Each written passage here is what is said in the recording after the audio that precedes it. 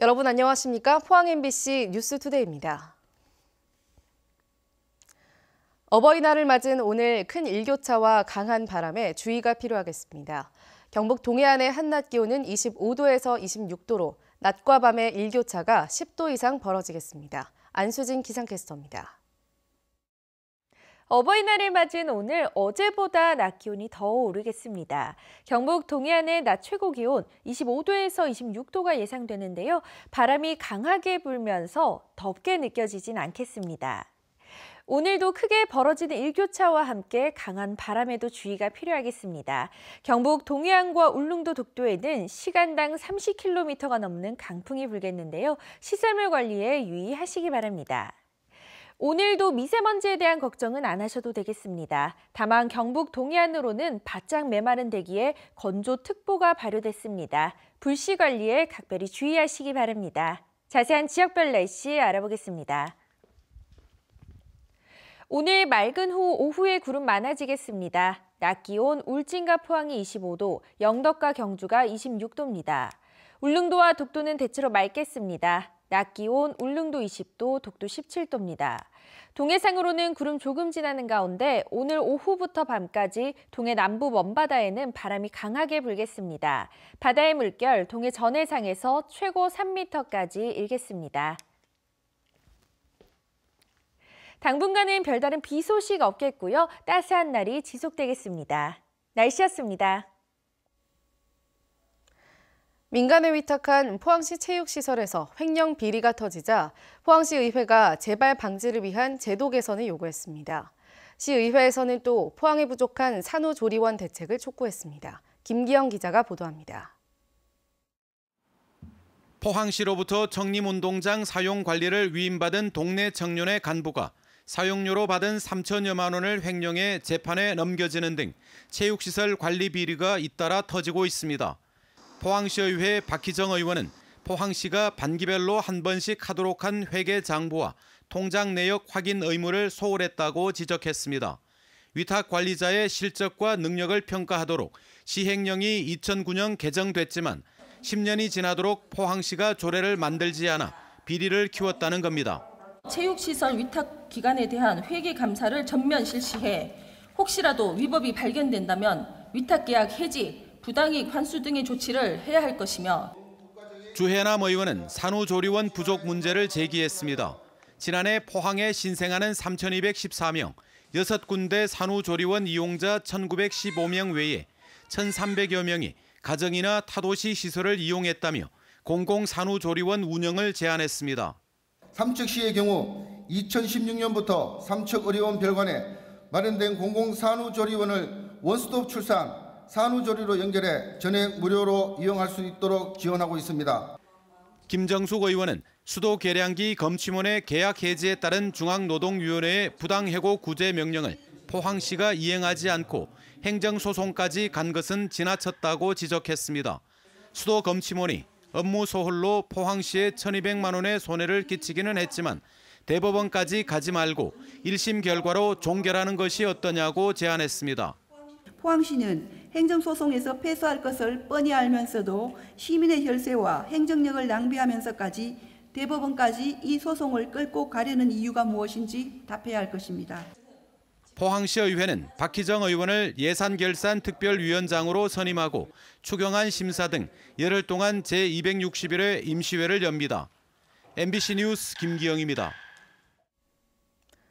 포항 차세대 배터리 리사이클 규제 자유특구 계획 추진을 위한 공청회가 열렸습니다. 이번 공청회에서는 차세대 배터리 리사이클 규제 자유특구 계획의 완성도를 높여 오는 7월 정부에서 지정 예정인 규제 자유특구 지정 가능성을 높이기 위해 마련됐습니다.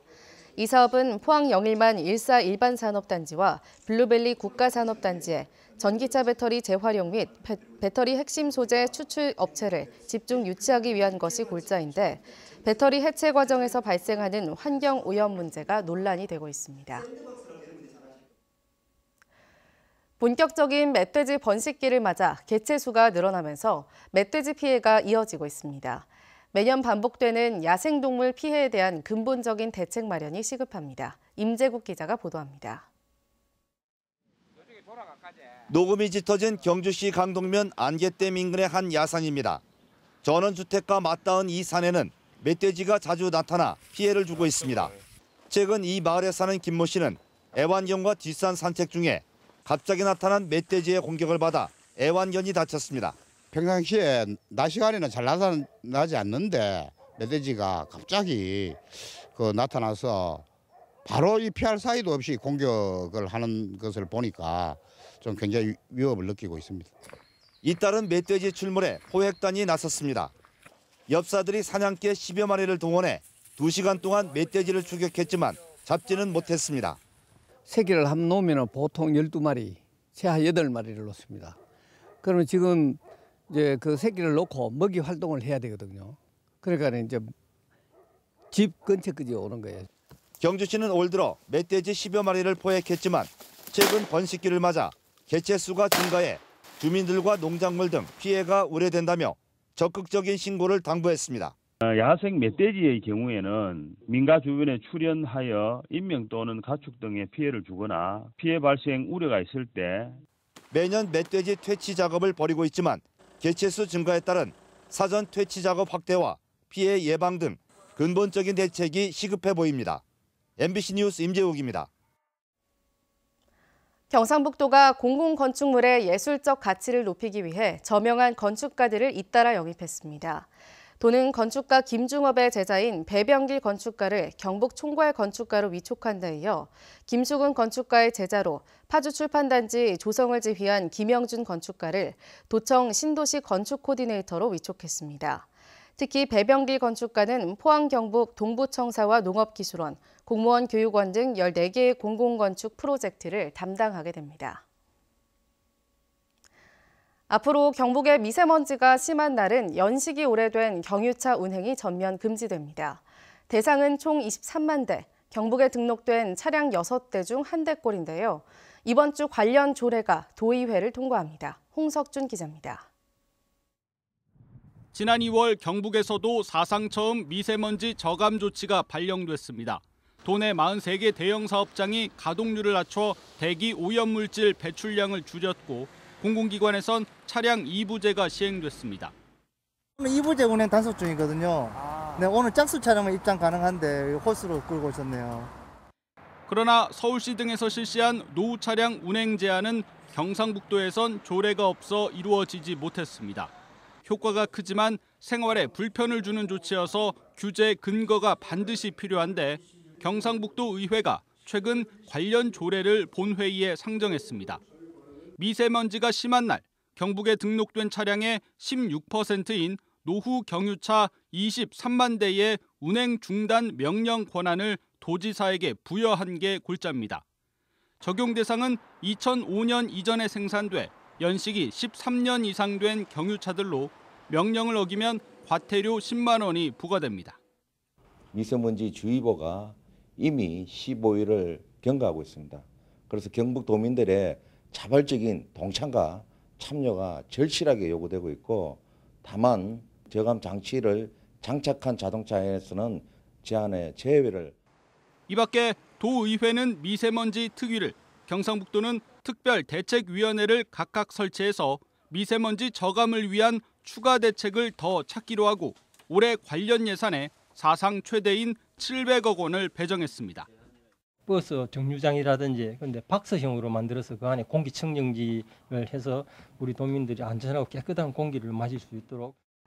경상북도는 지역 미세먼지 추이를 봤을 때 연간 4-5차례 정도 경유차 운행 제한 등의 비상 저감 조치가 발령될 것으로 예상했습니다. MBC 뉴스 홍석준입니다. 경북의 미세먼지가 어느 수준일까를 궁금해하시는 분도 많을 겁니다.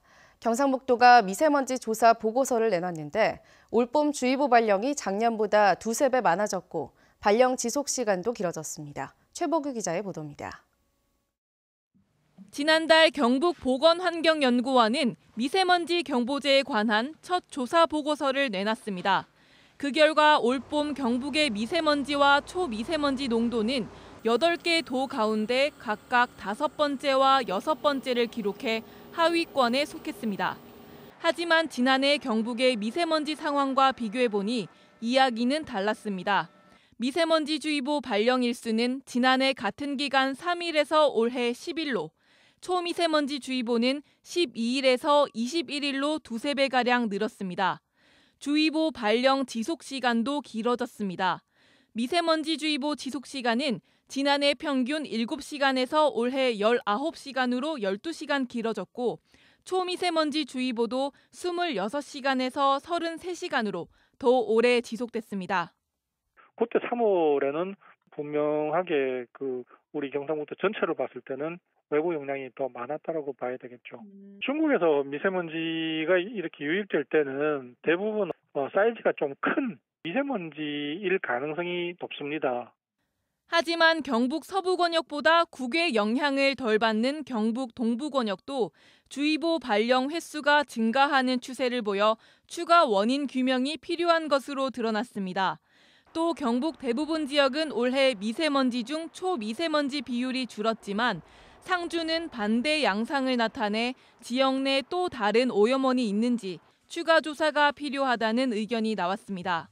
대부분 0.6 왔다 갔다 하는 이런 정도인데 좀 상주만 유독 0.7이 넘어요. 관찰해야 될 만한 그런 숫자라고 판단이 돼서 이 초미세먼지 같은 경우에는 장거리 이동보다는 인근 주에서 발생하는 경우들이 많기 때문에 미세먼지가 많은 시기 전국 어린이와 청소년의 호흡기 질환 발병도 증가한 것으로 조사됐습니다.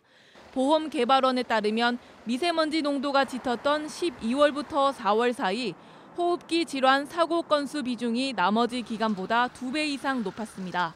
MBC 뉴스 최복입니다. 지난해 경상북도의 농가 소득이 처음으로 4천만 원을 돌파했습니다. 2018년 농가 경제조사 결과에 따르면 지난해 경북도의 농가 소득은 4,090만 원으로 2017년에 비해 13.8% 증가했습니다. 농가 소득 가운데 순수 농업소득 분야 수입은 전년보다 34.8% 증가한 1,743만 원으로 전국에서 가장 높았습니다. 경북대학교 병원 비정규직 노동자들이 천막 농성을 시작했습니다. 용역업체 소속 노동자 380여 명을 정규직으로 고용하라는 겁니다. 손은민 기자입니다. 2012년부터 경북대병원에서 청소 일을 하는 A씨는 용역업체 소속 비정규직 노동자입니다. 지난 7년 동안 무려 6번의 근로계약을 했습니다. 병원이 직접 고용한 청소 노동자와 같은 일을 하지만 임금은 절반에 불과합니다. 2년 전 정부가 가이드라인을 제시하며 공공부문 비정규직 제로를 선언했지만 달라진 건 없습니다. 연장 계약을 했는데 3개월 하고 그다음에 다시 또 6개월을 용역회사가 바뀌면서 자기들이 인사권도 가지고 있고 그리고 자리 배치도 그분들이 다 하게 돼 있어요. 그래서 우리가 근로계약서를 쓸 때마다 고용의 불안을 느낄 수밖에 없고. 경북대병원에서 A씨와 같은 용역직 노동자는 380여 명. 경북대병원 노조는 간접 고용된 380여 명을 병원이 직접 고용하라며 공관 입구에 천막을 치고 농성을 시작했습니다. 노조 측의 요구사항은 파견 용역직 근로자들의 계약이 만료되는 오는 6월 말까지 병원이 이들을 모두 정규직으로 전환하라는 겁니다. 여러 감염으로 인한 사실 신생아 사망이라든지 또는 몇 년 지나긴 했지만 대규모 메르스 감염 사태라든지 이런 것들이 재발될 수 있다는 점에서 병원의 모든 노동자들은 직고용해서 병원이 관리 감독하는 것이 굉장히 중요한. 정규직 전환과 관련해 노사는 지난해 말 전문가를 포함한 협의회를 만들어 7번 회의를 열었지만 전환 대상자 범위와 방식을 놓고 이견을 좁히지 못했습니다.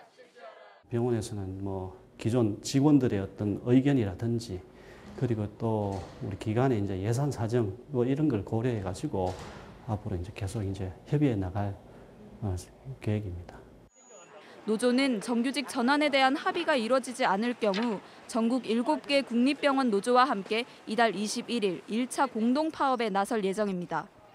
MBC 뉴스 손은민입니다. 신라문화원은 부처님 오신 날을 앞두고 어제 경주시 서학동 3층 석탑에서 봉축 등 점등식과 탑돌이 행사를 가졌습니다. 점등식에는 지역 주민 등 100여 명이 참석했고 오는 20일까지 200여 개의 등이 불을 밝히게 됩니다. 보물 65호인 서학동 3층 석탑은 현재 폐사지의 탑만 남아있고 인근에는 삼국 통일의 기초를 닦은 진흥황릉과 진지왕릉 등이 있습니다. 대구에는 유난히 복지시설과 관련한 말썽과 잡음이 많습니다.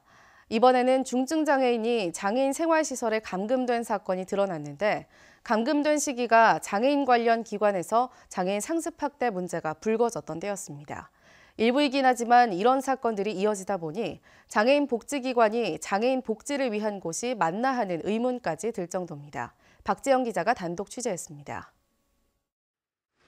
대구 성보 재활원은 중증 장애인 150여 명이 생활해 작은 희망원이라고 불립니다. 지난 3월 1일 오전 10시 반쯤 사회복지사 4명이 지적장애인 1급 26살 A씨를 공구 창고에 감금했습니다. 창고 문을 잠그고 A씨를 가둔 시간은 49분. 창고 안에는 망치 같은 위협적인 공구들이 질비했습니다. 당시 장애인을 감금한 사회복지사들은 창고 앞에서 세차를 하고 있었다고 재활원 측은 밝혔습니다. 체벌이나 훈육 차원에서 이루어진 일이라는 게 재활원 측 해명입니다. 창고에 물건을 이래 임의로 가져다가 또 버리고 하는 그런 또 좀 좋지 못한 버릇이 있기 때문에 그런 것도 좀 교정도 하고 이렇게 해서 별 생각 없이. 재활원은 징계위원회를 열어 장애인 감금을 주도한 사회복지사 2명을 해고했습니다. 감금을 알고도 모른 채 한 사회복지사 2명은 200만 원의 과태료를 물게 됐습니다. 경찰은 재단 이사장과 사회복지사들을 입건해 최근 기소 의견으로 검찰에 송치됐습니다.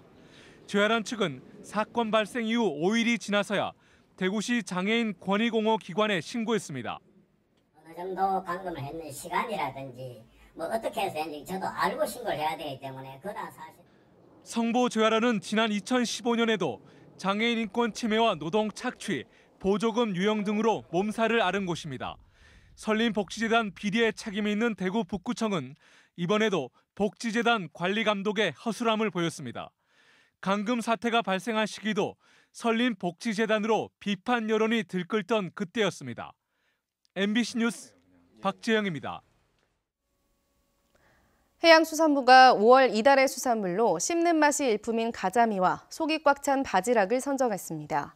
가자미는 고단백 저칼로리 생선으로 동맥 경화를 예방하는 불포화 지방산과 아미노산을 많이 함유하고 있습니다.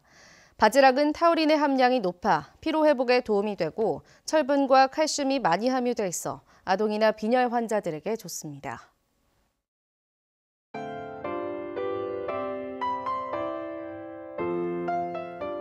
어버이날을 맞은 오늘 어제보다 낮 기온이 더 오르겠습니다. 경북 동해안의 낮 최고 기온 25도에서 26도가 예상되는데요. 바람이 강하게 불면서 덥게 느껴지진 않겠습니다. 오늘도 크게 벌어지는 일교차와 함께 강한 바람에도 주의가 필요하겠습니다.